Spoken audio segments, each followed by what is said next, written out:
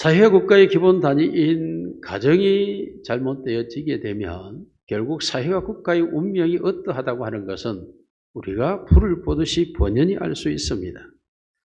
저출산의 문제, 인구 절벽의 문제, 가정 갖기를 싫어하는 사회 현상이 오늘 우리의 자녀 세대에서 나타나고 있고 극명하게 드러나고 있습니다. 왜 20, 30대가 그러한 부모의 열정 속에서 성장한 그 자녀들이 왜 가정 갖기를 거부할까요? 왜 가정을 싫어할까요? 부모의 그 자녀로 인한 고통스러운 모습이 자녀들에게 연상되어 비춰지고 있기 때문입니다. 나는 우리 부모처럼 그렇게 고생하며 살고 싶지 않아. 내 인생은 그렇게 고통하면서 살고 싶은 인생이 아니야. 놀랍게도 교육의 실패라고 하는 것이 현실로 우리에게 다가올 뿐만 아니라 그러한 교육의 결과에 자살률 1위, 알코올 소비율 세계 1위를 악명 높은 것들은 대한민국이 차지하고 있다는 것이죠. 뿐만 아니라 부정부패 수치도 낮아지지 않습니다. 살고 싶은 행복국가로 우리나라가 세계 속에 들어가지를 못합니다. 그 교육의 뜨거운 결과가 왜 이런 결과를 가져왔을까? 그럼에도 불구하고 국가는 끊임없이 교육위원회를 가동하고 교육의 방법에 대해서 논의를 하고 하지만 항상 그 내용이란 수능, 내신, 대학교육 여기에만 초점이 맞춰져 있을 뿐 다시 말하면 교육의 방법론에 집중하고 있고 교육의 목표에 집중되지 않고 있다라는 현실입니다. 물론 이러한 것이 모든 가정의 문제는 아닙니다. 저희의 가정은 우리 아이들이 자식을 그냥 가져요. 그래서 한 명 갖기도 힘든데 벌써 닌나는 3명을 갖고 사라는 아이 그냥 쌍둥이를 가져가지고 또 3명을 갖고 우리 아이들은 가정이 고통스럽게 생각하지 않은 것 같아요. 내가 볼 때는 저들이 살아갈 일이 걱정이 태산인데 저들은 전혀 그렇게 느끼지 않고 있습니다. 왜 그럴까요? 4명 가진 우리 부부가 너무 행복하게 살았습니다. 아멘들 안 하셔. 4명인 자녀를 가지고도 우리 부부가 행복하게 사는 것을 보고 이놈들이 생각을 잘못한 거예요. 자녀를 3명을 가져도 4명을 가져도 우리 부모들이 행복하게 살고 행복하게 살 수 있다라고 하는 생각을 갖는 것 같아요. 사실 얼마나 힘들었는데 그걸 모르고 있는 거죠. 어찌됐든 우리의 자녀들과 같은 가정들이 아직도 존재하고 있는 건 현실입니다만은 대부분의 사회적 문제가 그렇다라는 의미입니다. 이것은 바로 교육의 목표를 학교에 맡길 것이 아니라 가정에서 가져가야 했었고 가정이 교육의 장이어야 했고 가정에서 교육의 목표를 말했어야 된다라는 의미입니다. 교육이라고 하는 것이 국가적 교육에 맡겨놓으면 국가적 교육이라고 하는 것은 우리가 생각하는 것처럼 그런 목표를 이루어내지를 못합니다. 학교를 보내면서 그 교육의 뜨거운 열정과 그 교육을 하기 위한 그런 수고로움이 우리의 자녀들의 진정한 행복을 위한 것이었는가? 라고 부모 세대에게 질문을 해봐야 되겠죠. 우리의 행복을 위한 것이었는지 그들의 행복을 위한 것이었는지 어쩌면 부모들이 이루지 못한 목표를 달성하기 위한 그러한 잘못된 열정과 욕망이 우리의 자녀들을 희생양으로 삼았지는 않았는지 그래서 우리의 자녀들이 교육의 희생양이 되었기 때문에 우리의 자녀들은 그와 같은 삶을 반복하고 싶지 않아서 부모가 가는 길을 버리고 있는 건 아닌지 우리 자신이 다시 한번 돌이켜봐야 할 시점이라는 것입니다. 올바른 자녀 교육이 무엇인지를 알고 있는지에 대한 기본적 질문부터 던져야 되겠죠. 그래서 오늘 우리는 진정한 우리의 자녀들을 향한 이제라도 교육이 무엇인지를 우리가 분명하게 알고 올바른 자녀 교육의 부모가 될 수 있기를 그런 할머니 할아버지가 될 수 있기를 주님의 이름으로 축원합니다. 첫째로 교육이란 무엇일까요? 현실 국가가 말하는 교육은 인재 양성을 목표로 하고 있습니다. 이것을 참 교육이라 생각하지만 이것은 사실상 국가의 이익을 위한 도구로 발생하는 상황이죠. 또 하나는 전문가를 길러내기 위한 기술 교육입니다. 이것 또한 사회 경제 분야 등 기술 분야에서 그 국가 발전을 위한 기능 고용인을 길러내는 교육에 지나지 않습니다. 직업 교육이 있습니다. 단순히 먹고 살기 위해서 필요한 기술을 가르쳐서 경쟁 사회에서 삶의 수단을 갖게 하는 교육의 방침입니다. 이 모든 교육의 방침은 한마디로 삶의 수단을 가르치고 있는 것입니다. 그러나 이것은 교육의 참 목표가 아닙니다. 인재 양성이나 전문가 양성이나 기술 교육을 가르쳐 삶의 능력을 갖게 하는 이 모든 것들은 교육의 목표점이 아닙니다. 삶의 기술일 뿐이죠. 교육의 목표점이라고 하는 것은 사람을 사람답게 만드는 것입니다. 사람이 사람으로서 살아갈 수 있는 능력을 갖게 하는 것입니다. 사람이 사람다움을 느끼고 여기며 행하며 살아가는 인생을 만드는 것입니다. 이를 가리켜서 전인교육이라는 단어를 사용합니다. 전인교육이라고 하는 것은 무엇입니까? 인간의 인격 자체가 인간다워지는 것을 가리켜 전인교육이라고 말합니다. 인간이 인간다워진다고 하는 것은 무엇일까요? 인간에게 있는 기능 세 가지죠. 지정의라고 표현하는 것이 생각과 느낌과 행동에 있어서 올바른 생각, 올바른 느낌, 올바른 행동을 갖게 하는 것, 이것이 바로 전인교육입니다. 이것이 하나님에 대해서 사람에 대하여 자기 자신에 대하여 항상 올바르게 생각하는 능력, 올바르게 느끼게 하는 능력, 올바르게 행동하는 태도와 자세와 방향성, 이것이 진정한 교육의 목표점임에도 불구하고 국가교육이나 사회교육에 있어서는 삶을 살아가는 수단의 교육으로 교육이 전락해버렸고 교육의 가장 본질적인 목표점을 상실해버렸다라는 의미입니다. 그러므로 교육이라고 하는 것은 전인교육으로 돌아서야 합니다. 사회교육이나 국가교육이나 도덕교육이나 교양교육이나 이러한 것으로 인해서 전인교육이 이루어지지 않습니다. 오직 참된 전인교육은 하나님의 교육을 선택해야 합니다. 왜냐하면 하나님만이 사람을 온전케 할 수 있고 하나님이 사람을 온전하게 할 수 있는 방법으로는 하나님의 말씀, 성경을 우리에게 주셨기 때문입니다.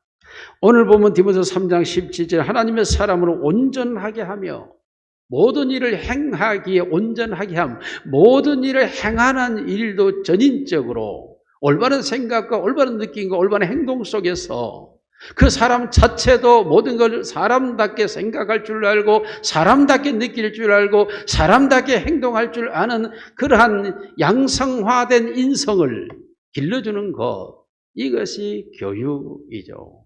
이게 교육의 목표점인 것입니다. 그런데 사회교육, 국가교육이라고 여러분이 여러분의 자녀들을 맡겨놓고 내팽개쳐버리는 그 교육 분야에서는 그로 하여금 사람다움을 가르치지를 않고 있다라는 것입니다. 그러므로 자연히 우리 부모들의 1900년대의 열정적 교육의 그 바람이 결국은 오늘날 가정 파괴 현상이 일어났고 가정을 부인하는 상황으로 전락되고 있는 것입니다.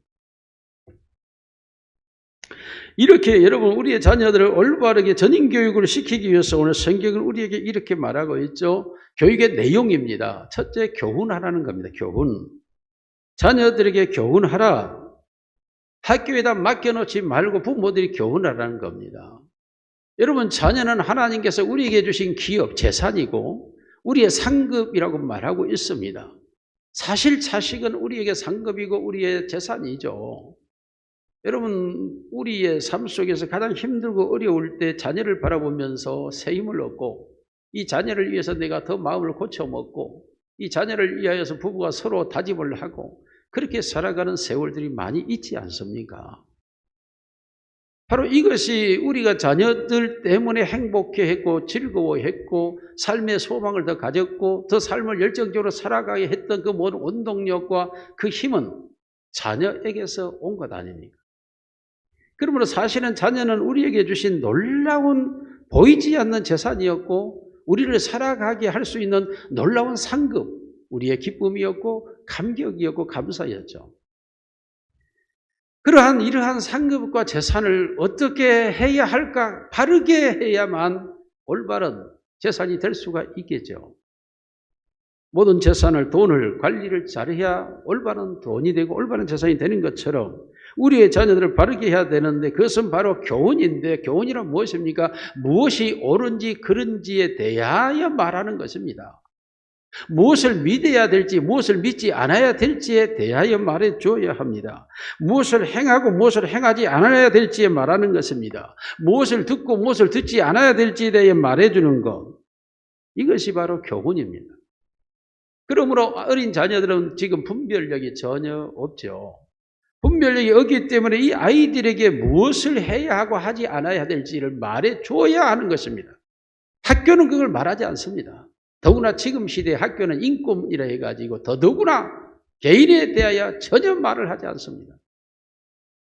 그런데 그 개인에 대해서 말해줄 수 있는 것은 바로 가정, 부모밖에 없습니다.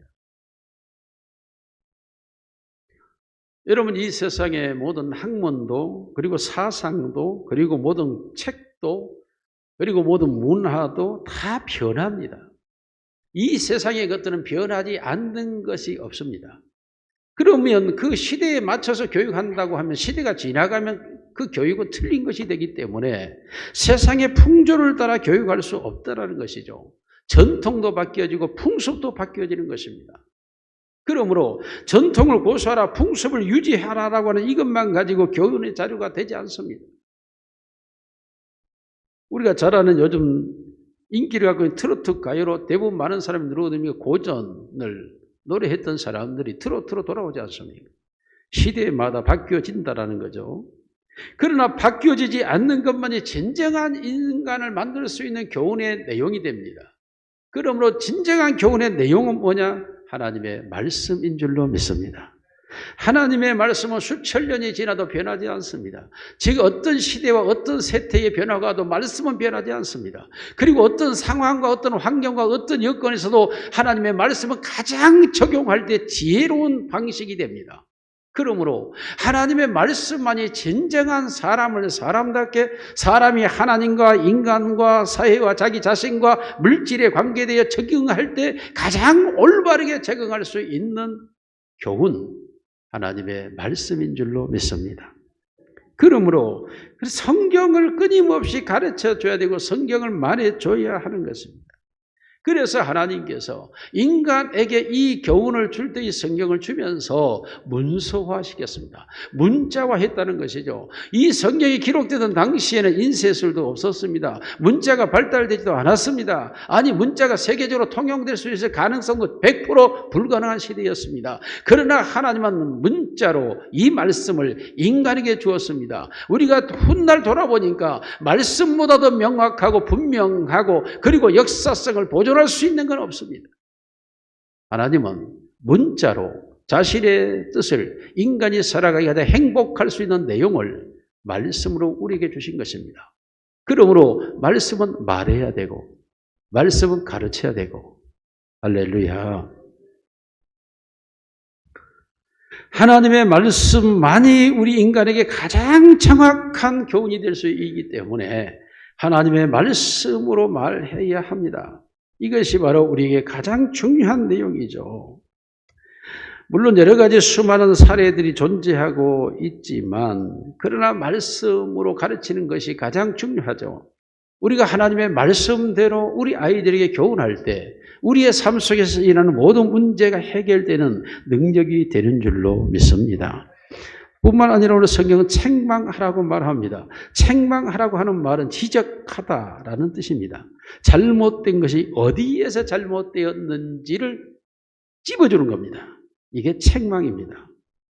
사람이 태어나면서부터 우리가 알아야 될 게 있습니다. 무엇입니까? 다 죄인이고 죄성을 가지고 있다는 것입니다. 우리 모든 아이들에게 우리는 형태를 말하고 상태를 말하고 환경을 말하고 그의 태도를 말하고 자세에 대해서 말을 합니다. 아닙니다. 본질을 말해줘야 합니다. 그 본질은 무엇입니까? 바로 죄라는 것입니다.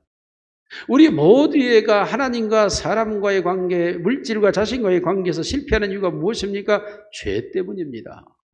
죄가 우리 사람 속에 본래적으로 들어와 있었고 아담의 후손들에게 다 죄가 존재하고 있기 때문에 이 죄가 우리를 악한 자로 만들어가고 있는 것입니다. 사람은 악한 자가 아니죠. 우리의 원함과 원하지 않음, 원하지 않음으로 가고 있는 우리의 모습을 우리 아이들도 다 압니다. 그러므로 이 모든 것에 대하여서 그 아이의 잘잘못에 대해서 말하고 책망하고 꾸중하는 게 중요한 게 아니고 그 아이가 그렇게 되어졌던 이유, 그걸 짚어주라는 것입니다. 그것은 바로 성경은 우리에게 간단하게 말합니다. 죄라고 말하고 있습니다.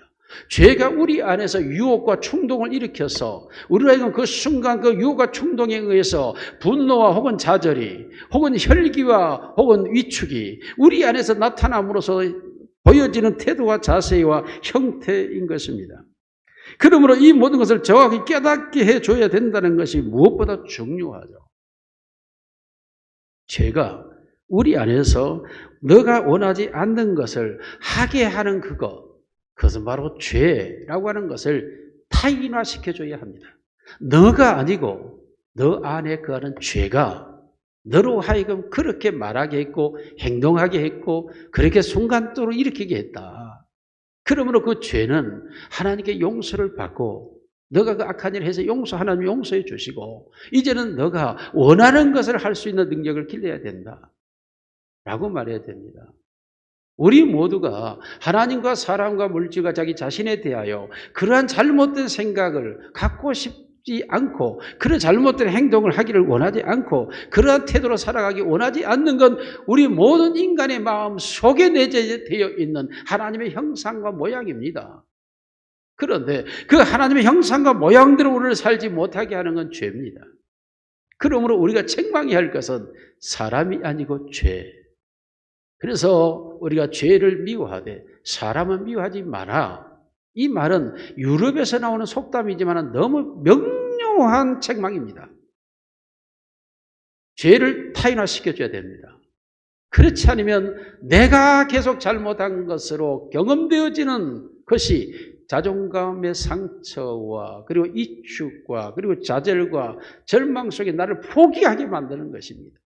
이것은 인간 속에 하나님이 부여하신 하나님의 형상과 모양의 무한한 능력을 상실해버리고 사용하지 못하게 하는 사탄의 숨은 계략이 거기에 있습니다.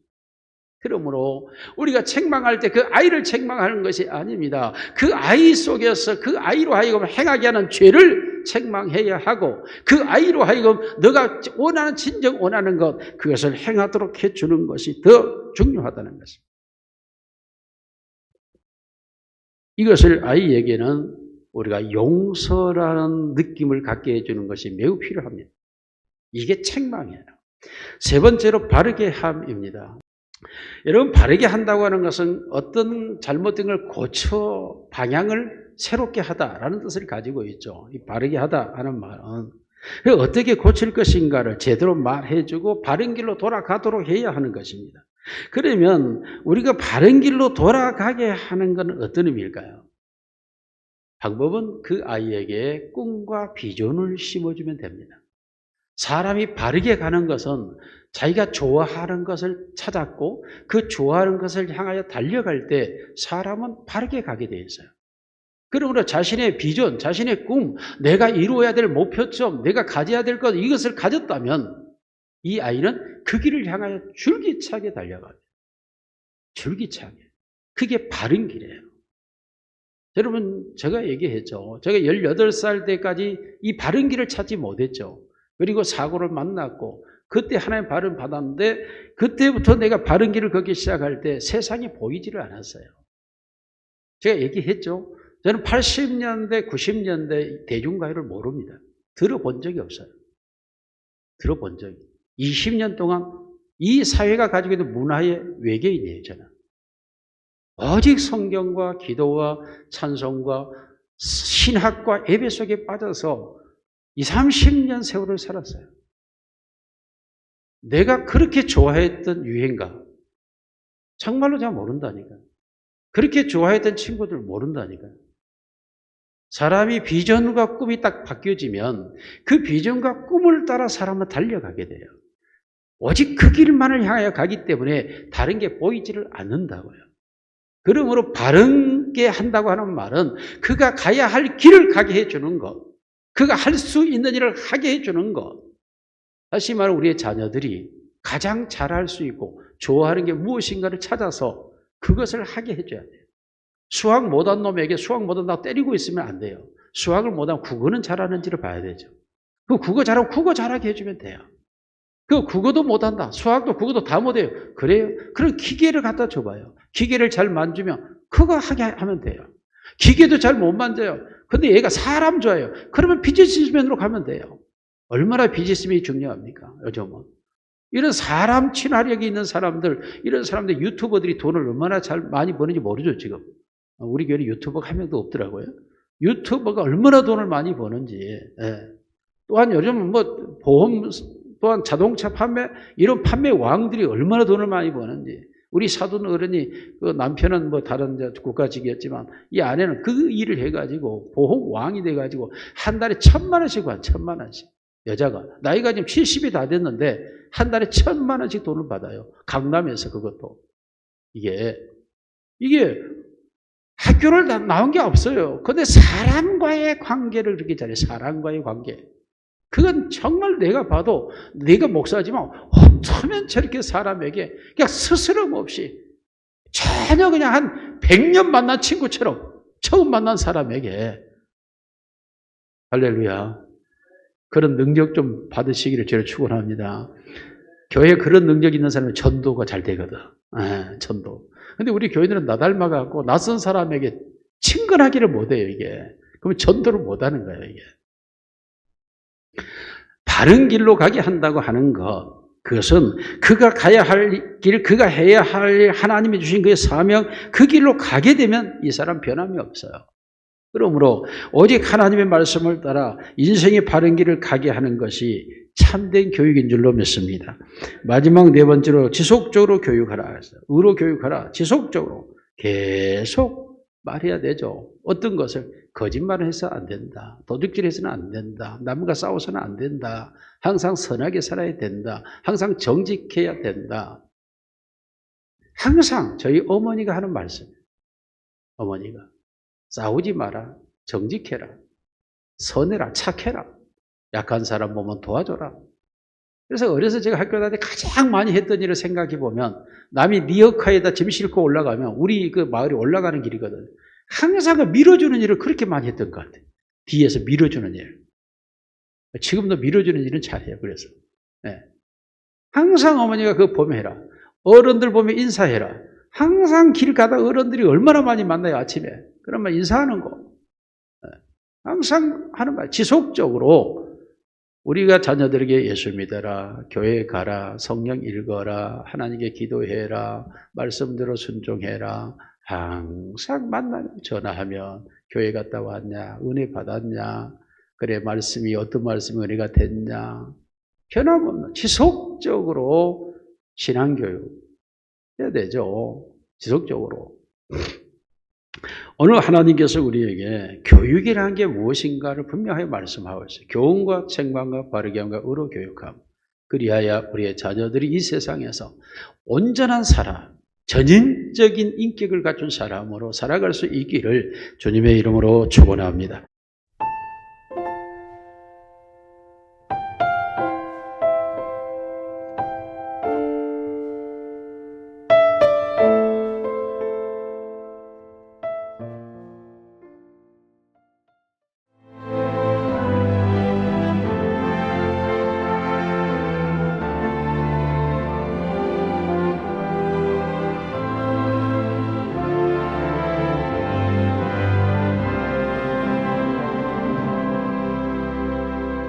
정신이 번쩍 드는 그만 동호회 도시 나주에서 열리는 영산포 동호인 한우축제 5월 23일부터 25일까지 영산강 둔치체육공원에서 펼쳐지는 이번 축제는 홍어 경매, 홍어 무침 나눔, 홍어 한우 할인 행사까지 보고 만들고 맛보고 오감이 즐거운 시간이 펼쳐집니다.